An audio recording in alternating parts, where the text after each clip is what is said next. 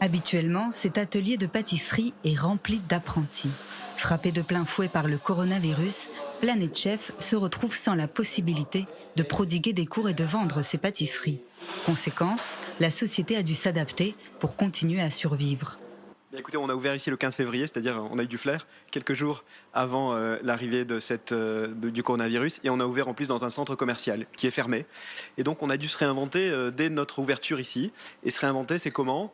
Premièrement, en fabriquant, parce qu'on a l'autorisation quand même de fabriquer, et en envoyant. Et donc nous envoyons des commandes chez nos clients, nous envoyons des gâteaux, même des plateaux de petit déjeuner, nous envoyons des viennoiseries, des chalotes, tout ce qui peut faire plaisir à nos clients. Le confinement pousse de nombreux consommateurs à passer par le service livraison, une aubaine pour Planet Chef. Le chef termine un gâteau à la fraise et Adam s'empresse d'effectuer la livraison.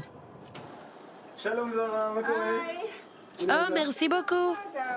En plus de multiplier les livraisons à domicile, Planet Chef a décidé d'offrir des cours de pâtisserie virtuels pour respecter les mesures de sécurité dues au coronavirus.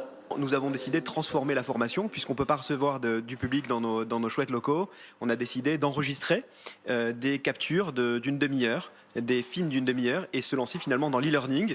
C'est chose concrète, puisque nous avons depuis plusieurs jours des gens qui se sont inscrits à notre plateforme et qui reçoivent chaque semaine une demi-heure de film didactique. Notre métier, c'est la formation, donc on sait bien le faire.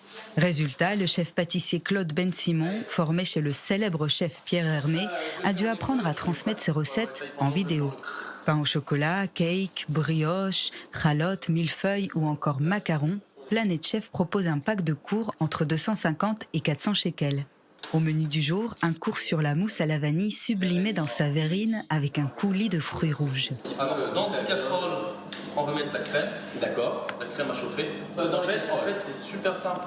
On met tout dans la casserole, on laisse la gélatine pour après. D'accord. En fait, on va la cuire à l'anglaise. Si vous avez toujours rêvé de faire de la pâtisserie, il est temps de réaliser votre rêve.